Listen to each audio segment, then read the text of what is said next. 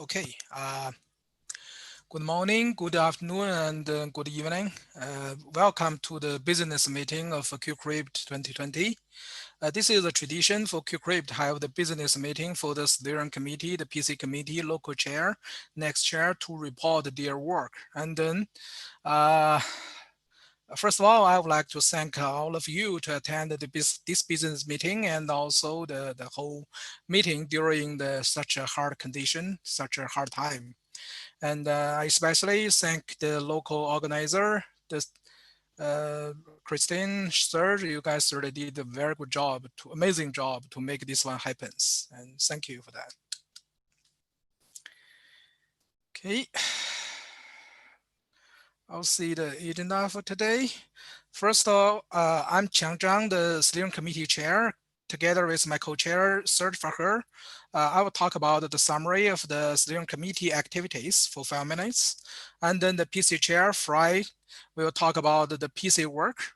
And then the local chair and the future chair. Today, this year, same from Amsterdam, Chris and Serge, they will talk about the participants statistics and then the preview of the QCrypt 2021. And we have 15 minutes for open discussion. And by the end of the talk, we will have the award ceremony. Okay, so from the QCrypt 2019, from last actually September, the steering committee, here you can see the members and you can share our photos on the QCrypt 2020 website. We have Gordon Alajek from University of Maryland, Marcus Curti from University of Vigo, Serge Faher from CWI, Stacy Jeffrey from CWI, Christophe Marquette from MPI for the Science of Light, Akihisa Tomita from Hokkaido University, Hugo Zibiden from University of Geneva, and me, Qiang Zhang from USTC. This year, we have a rule that 2 members of the steering committee will leave, and we have 2 new members. And this year, Marcos and I will leave the steering committee. So let's see what we have done for the past years. We have 5 meetings since October 19. And then the last meeting is actually last Tuesday. We have 1 meeting per 2 months, something like that. We evaluated the exit survey of QCrypt 2019, basically to define to see how we upgrade our QCrypt conference. We appointed the programming committee chair, Frederick Dupis, and the co-chair Fei Hu Xu. Both of them did a very good job. And by December 2019, we selected the tutorial and invited speakers, and then we sent the invitation. And then fortunately, all the speakers can give their talk. And then, but by the May of 2020, together with local chair, we decided that we changed the QCrypt to online meeting due to the coronavirus 19 the condition. And then we decided Amsterdam will host the QCrypt 2021. And then yesterday we discussed the new PC chair, new IC member, and transition to next year. It's the basic thing. See what we have done for the past year. We changed the part of the code of the conduct. We basically the main change will be committed. It's a kind of the main, I think the main change is harassment-free conference experience. So if you have feel some harassment, you have the liaison person like Anne Brabant, Eleni Diamanti, and Ivan Damgard. That's our liaison person. You can find their information in the website, their contact in the website of the QCrypt 2020. Okay. And also for the online conference, we add 1 rule is like every participant in the online conference represent themselves by the full name, and they are used for professional work. So that this is our COC. And for the student paper prize, we changed the rule a bit. Here we emphasize that for the Best Student Paper Award, submission may still be considered eligible even if it's not presented by the student. Such exception must be approved by the PC chair before the start of the conference. But sometimes we know the students, because of the visa issue or some family reason, they couldn't show up. But we can still accept that. But it must be approved by the PC chair.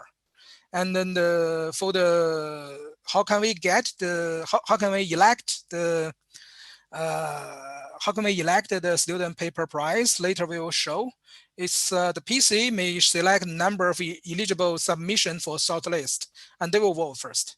And then the final decision will be made in discussion with the SC, and then the prize will be announced and awarded by the end of the conference.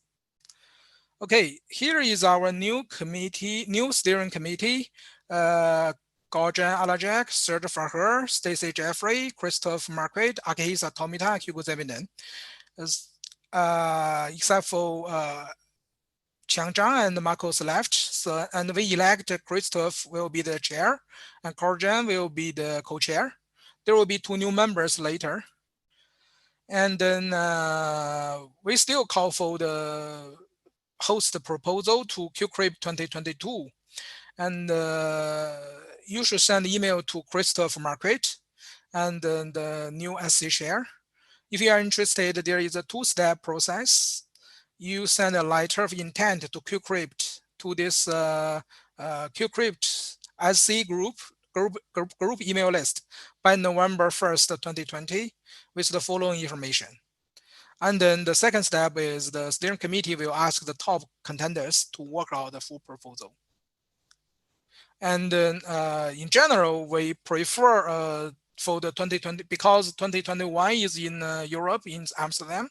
So in general, we have Europe, Asia Pacific, and then North America.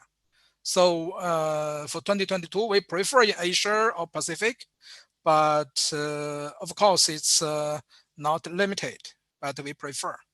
And the survey, and there will be the last information for me is like after the QCrypt 2020, there will be a survey, exit survey, will take care by Gorjan Alajek. So participants, you are encouraged to take part in the survey and give their feedback. And details, you will find it on the web page and by email. Thank you. Now we'll hand it to the PC chair, Fry. Thank you, Jiang. I will just share my screen here. Wait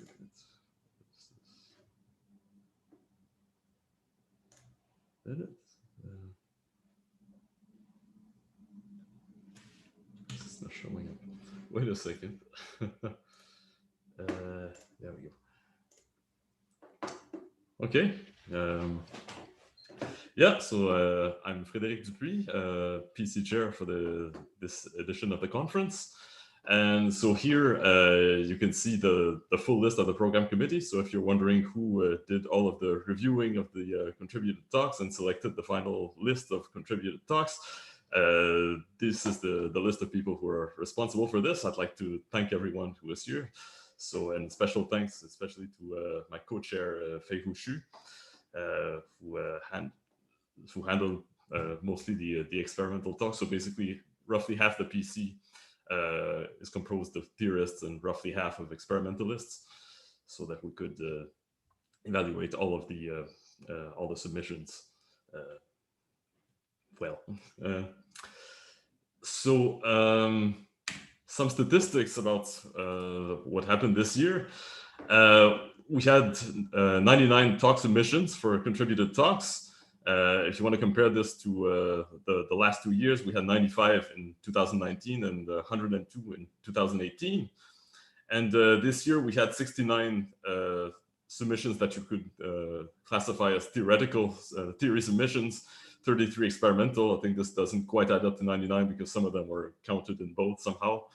And this compares to a split of roughly 75% theory, 25% theory in 2019, and roughly 50-50 2 years ago. So in this sense, you could say that this year was a pretty typical year, and maybe surprisingly normal, considering under the circumstances. As far as the acceptance rate goes, we had 33 accepted papers, including 3 mergers. So we had 30 contributed talks in total. And we went for half theory and half experiment in the final program. For posters, in the end, we had 91 posters in total, including 37 poster-only submissions, the rest being submissions that were submitted as talks. And this is much less typical for QCrypt. Usually there are far more poster-only submissions that come up after the deadline. Usually there's something like 100, now we only had 37. So this time there was a big drop, actually. What else? Yeah, so as you can see and probably recall, the deadline was really in the middle of the COVID action. So 1st of April is roughly 2 weeks after the pandemic really went global.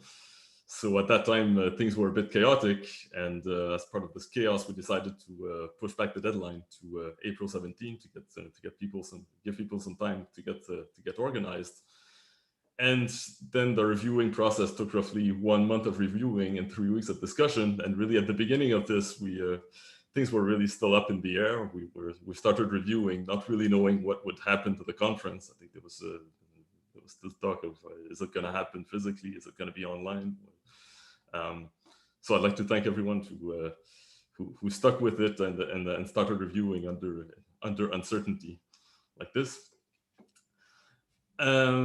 One novelty this year compared to previous year is the change from EasyChair to HotCRP. So this is the software package that's used to manage all of the submissions and the reviewing process. So I think if I'm not mistaken, all previous editions of QCrypt used EasyChair. And this year I decided to switch to HotCRP after. So the first thing I did when I took up this job of PC chair was to read a blog post by Thomas Vidic, who blogged about his experience with chairing QCrypt a few years ago. And one of his regrets apparently was using EasyChair, because that's what we always do, and was recommending. It looked to him that HotCRP was a better choice, so I went with it, and I didn't regret it. So I would recommend this to my successors as well. One last point is the student paper award. So the way this was selected is by so we did a vote among the PC last week to come up with a short list of papers, so to be nominated for the award, and then the final decision was made by the steering committee. And we decided to have one prize, one theory prize, and one experimental prize. And the result is coming up, so stay tuned. You'll find out very soon who it is. And yeah, that's all I had to say. Thank you. All right. I guess if there are any questions right now, then I guess there's also time to take those in general. So I guess the usual thing, Q&A, or you can also raise your hand and just let us know. Otherwise, I will continue for now. I hope you can see that. At least it's coming up. Yeah, you can see my screen. Okay. So number of registrations, Serge already talked about it. It just kept increasing. We're now at more than 1,000 people who just filled out this online form. It doesn't mean that they're physically here. We'll see some numbers after that. But here I also plotted a graph of registrations over time. And yeah, so even during the conference, maybe people forgot their access or so, but they kept coming, and I think they still keep coming. So we keep sending out registration participation links to lots of people. We've also shown that at the opening event, we asked you while registering what you consider yourself And so if you take experimentalists and people who consider them both theories and experimentalists together, then it's roughly 50-50. And I think this is what is usually the case at QCrypt. So I think this is not so different from previous years. It's a bit more theory, but together it's about 50-50. And this is also one of the goals of QCrypt, to bring these two communities together. So I think in that sense, we're still managing very well. Then we also asked for this, what your current position is, and we gave basically these options, the first 5. But there was also an open option. So students, I guess that included PhD students or postdoc or faculty member or industry or government. That's what I thought. That's maybe the thing that people can classify themselves in, but apparently not, because there were 9. So you could also add your own option. And so here are all all the things that people actually thought that they the current positions that they hold. There's some interesting ones. A lot of PhDs or PhD students that were not students apparently, but also things like research staff members, alumni, and CEO, banking, finance. I guess I would have thought that's part of industry, but well.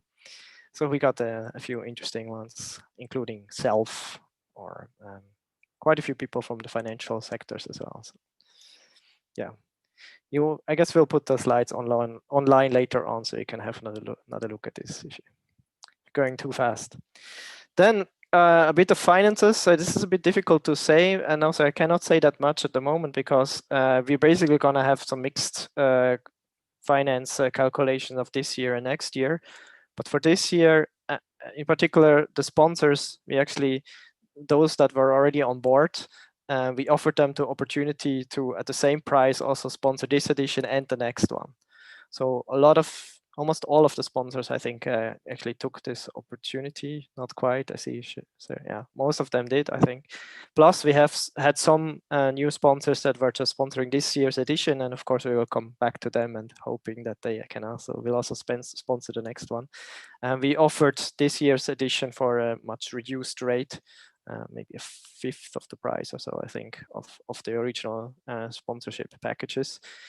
And so that gave us an income of about 47,000 euros, plus a generous surplus from last year's edition of QCrypt that was transferred to us.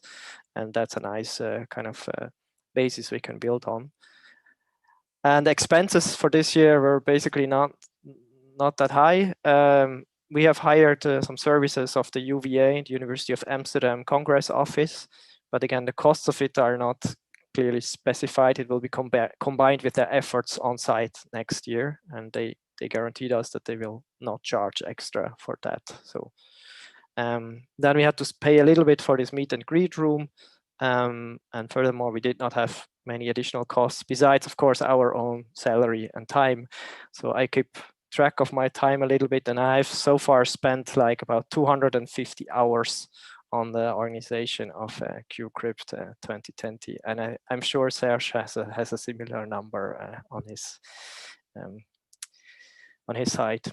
So that's why we acknowledge all our sponsors, so the gold ones, silver and bronze, plus also the community effort, so our own institutes that pay our salaries.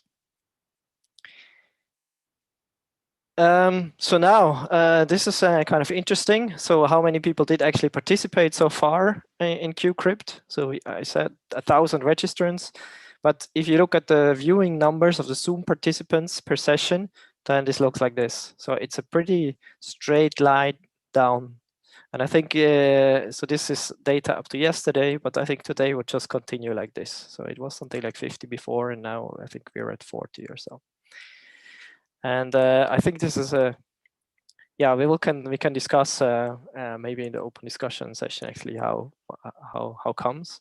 So the numbers for those who can see it was close to 300, and so here 200 and 100. It's just going down with time, pretty much strictly decreasing. So these are the sessions that we had and their starting times. Of course, we have other channels. well, actually, Zoom. Another thing with Zoom, I found out I can request reports. So Zoom, by you participating in a webinar, actually registers all of you right now. So for every session, I can get an overview of the people who attended, their email, when they registered, when they joined the session, when they left it, so how long they were in there, and from where they connected. So, and then you see some people just coming and going all the time. And from that, I conclude there are some connection problems, at least with some people. Of course, that can be a personal thing, but particularly from China and India, people are frequently reconnecting to these sessions. I guess this is probably due to internet issues. Then, in addition, we have our YouTube channel. So this is some graph from Wednesday. So this is like the duration of the whole stream. And then, of course, in the breaks, there people tune out. But there are roughly like 40 viewers, and the number is the same. At the beginning, there were like 50, 60, then 40, and now 30 or so also going down. But it roughly looks like this. So those should be added to this Zoom viewing number. So that's kind of people actively participating in the conference. But yet again, they have the stream on. So how active they are, nobody knows. Okay, a quick word about the website. So this is what I spent most of my time on. So far we have been using WordPress for the QCrypt websites. But this year I've decided to change up things a little bit and learn a new programming language. So it's this Hugo. It's based on Go. It's a static website generator, and it's based on the Jam stack. So I'm just throwing out some words for people who might know. And Jam stands for JavaScript, API, and Markup. And this was actually pretty fun to do. I mean, I learned a lot by making this. The whole thing is open source on the web, so you can go and have a look and see. I'm happy to explain you more how it actually works. And of course, I've not built that myself from scratch, but there are conference website templates out there, and we basically just took that and modified things from there. But that's how it goes in the open source world. And the whole site itself is kind of serverless, so there's no actual server. It's just a content distribution network called Netlify that pushes this Jamstack approach. And they generously gave us an open source plan because we're just doing something good for the community, so we're not paying for their services. But I think it has worked pretty well, and I'm pretty happy with how that went.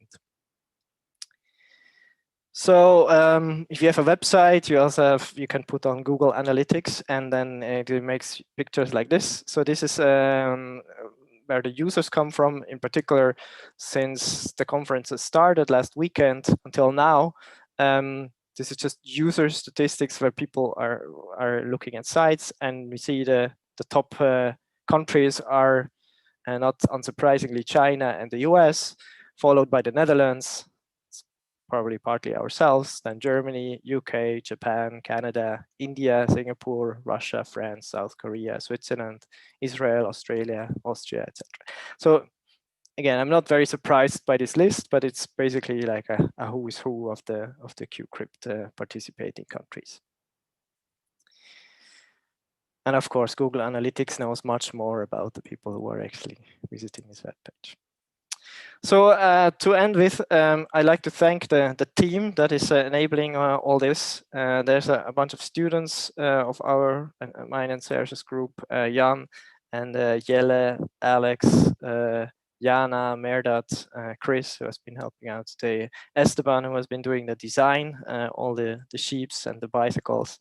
So thanks a lot to them for helping out, and also the people working at the UVA Congress Bureau and our secretary for making all of this possible.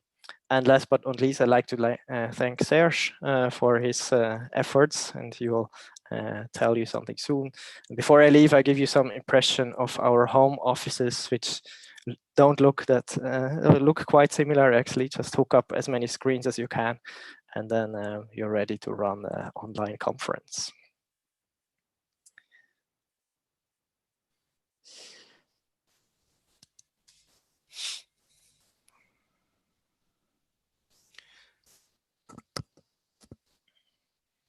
Sergio, you are muted. Thanks. Yes, always forget. So I'm taking over from here.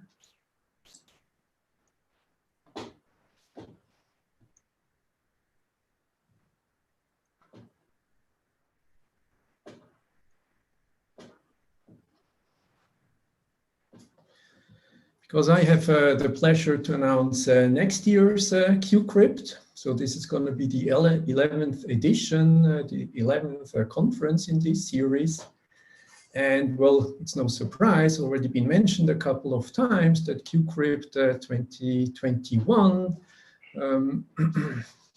is going to take place, at least that's the plan. Then again, as a physical conference, at least that's what we're hoping, in Amsterdam, as it was originally planned for this year, but then for known reasons, it's already been addressed, right? We had to switch to an online version around May or so when the decision was made. Now you can also see here that I'm using the slides from last year that I had used at QCrypt 2019 to announce QCrypt 2020 at the time when, well, no one had any idea of what's going to happen this year, and the plan was to have it a QCrypt 2020 here in Amsterdam on site, and I've just very clumsily now, as you can see, adjusted the slides to announce next year's edition. It's still going to be run by Chris and me. Chris just mentioned it's not the two of us alone. We have an awesome awesome help from local support staff. So another thing that is still the same is that Amsterdam is still a very exciting city that is worth visiting and has much to offer beyond the conference that hopefully is going to take place here next year. Also, what's still the same is that Amsterdam is easy to reach and easy to get around in. And as it was originally planned for this year, the venue for QCrypt 2021 is going to be the Routers Island campus, which is a modern university complex that features state-of-the-art facilities and is close to the city center. So one thing that is changing is that we won't have any other big event taking place in the same week as QCrypt next year, well, at least as far as we know so far. So this is in contrast to this large sale event that we announced last year, which was supposed to take place in this very week, but then for well-known reasons was then cancelled eventually as well. Now this, on one hand, is a pity that we're not sort of sailing along with sail next year, but there is also an advantage to this, to which I'll get in a minute. Next year, we will hopefully also be able to invite you again for a conference dinner, right? That's sort of something that we couldn't offer this year with the online edition, where exactly it's going to take place. So that's something that is still under discussion. So the positive aspect of not having a QCrypt 2021 along with another huge event taking place in Amsterdam is that this should make it easier to find accommodation as we had sort of originally anticipated for this year's edition. Well, so it's going to be as easy or hard to find accommodation as it is sort of for an average week in the summer in Amsterdam. So these are the things that make up one part of the conference. I mean, the other part, that's your contribution. So your task is going to be for the coming year to come up with new cool results and submit them to QCrypt 2021. And well, with this, I'm concluding. I want to say it's great to have you here for this online conference. But we are very much looking forward to be able to welcoming you in person again for QCrypt 2021 next year in Amsterdam. And with this, I'm handing back to Kian. Okay, thank you, Serge and Chris. Now I think we are open to discussion. I notice if you have any question, put it in the Q&A or in the chat. And I noticed that, oh yeah, Dave, you want to say something?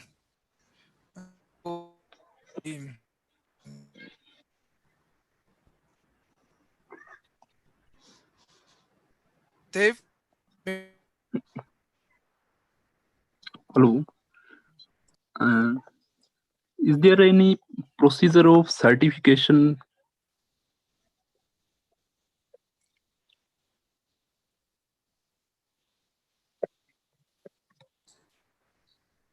Do you want to repeat the question? I don't think anyone understood. So are you, here's Vadim Makarov, are you asking for like a paper certificate that you have attended the conference?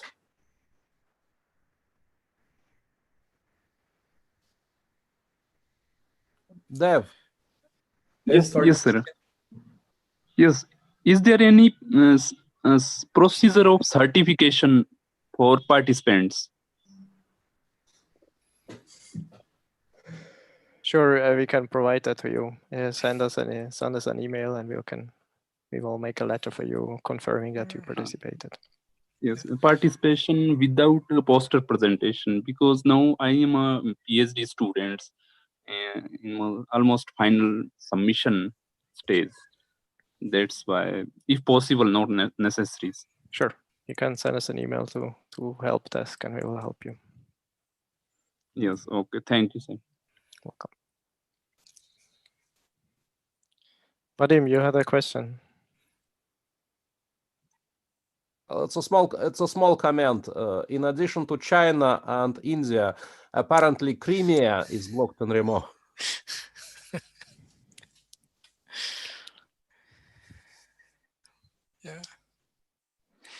Yeah. Thank you. Thank you for your comment. In general, I guess it was a bit of an experiment. Maybe we're happy to hear whether people liked it or whether you think, nah, this was no added value to stick to the webinars. Any good? Please raise your hand if you, as attendee, so we can unmute you. But of course, also the panelists are welcome to speak. Yeah.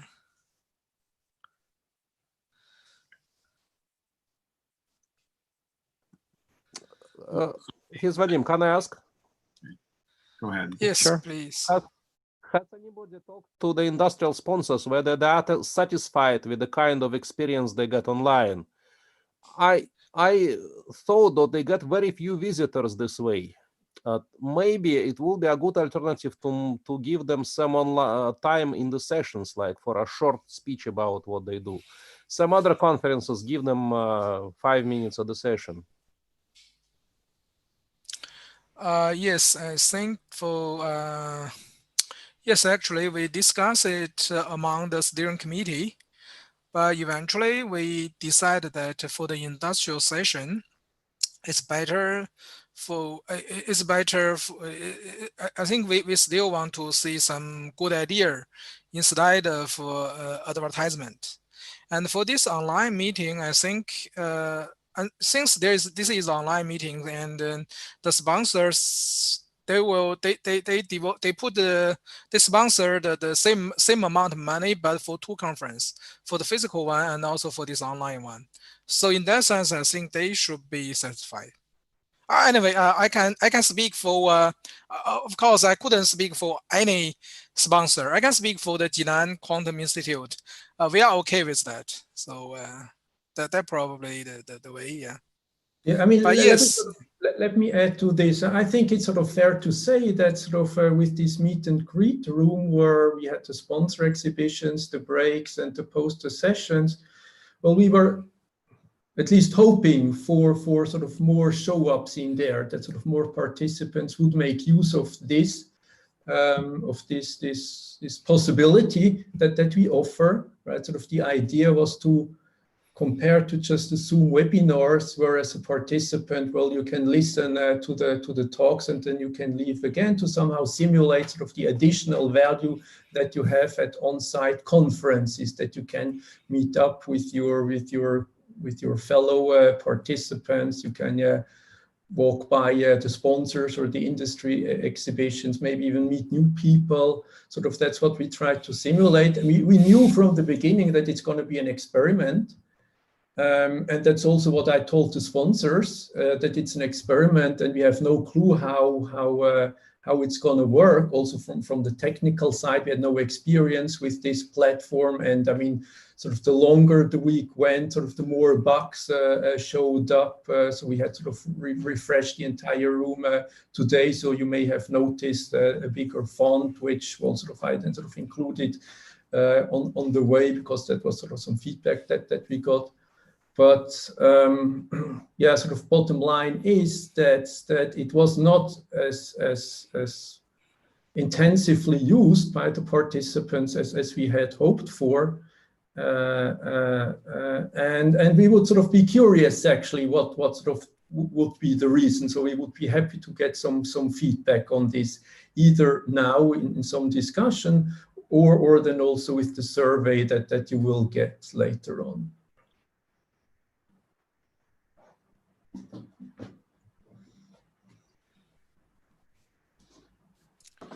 Yeah, and similarly with the statistics that I showed, basically the participants in the Zoom webinar of like constant decrease. Of course, this can be due to some general fatigue of the conference. At the beginning, it's exciting, and after a while, it's exhausting. It can also go up again. Maybe the crowd. Having an online conference makes it even easier to choose only the talks that you're interested in. But then again, yeah, maybe if somebody has ideas for incentives, how to make it attractive to actually stay and follow the conference, then that would be interesting to know. One idea I personally had is to charge a registration fee for senior researchers, just not to students. We don't, but it's more like a psychological thing that if you paid for something, of course, maybe your grant is paying, but still, it might actually make it worth more to you, and maybe you might be more committed to actually follow talks. But I'm not sure if that's something we should do.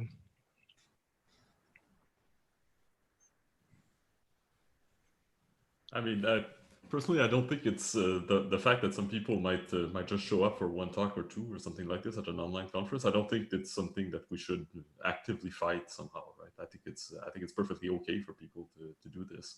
Yes. And if there's a core group of people that show up at everything, and just a much bigger crowd that shows up for the few things that are interested in, I think it's completely normal. I think we should just go with that. Yeah. So I don't think charging a fee would be a good thing, actually, because I think it would just block out people that are interested in a few things like this.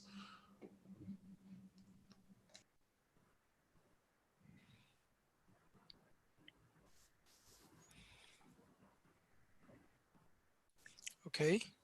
Do we have further questions or comments or suggestion? Anything?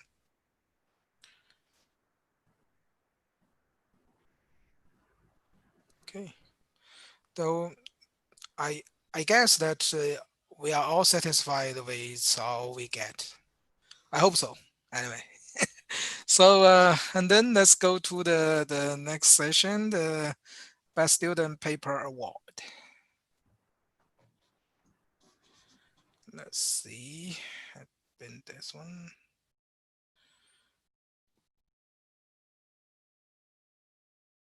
Okay.